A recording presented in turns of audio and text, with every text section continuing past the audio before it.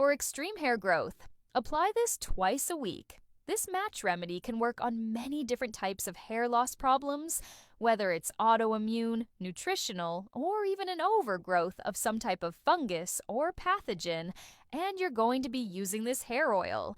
I'm going to show you how to supercharge that recipe to take it to the next level.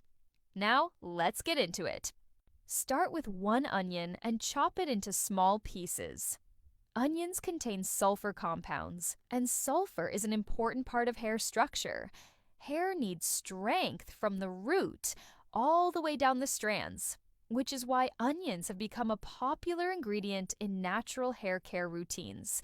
Next, grab about 3 garlic cloves and chop those into small pieces too. Garlic is packed with beneficial compounds and antioxidants that support scalp health. Now pour in your olive oil. Olive oil helps moisturize the hair and scalp while helping reduce dryness. Next, add your rosemary, because it's known for supporting healthy-looking, fuller hair while helping keep the scalp in good condition.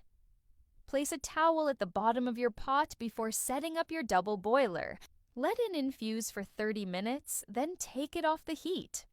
Part your hair into sections and apply the oil directly to your scalp.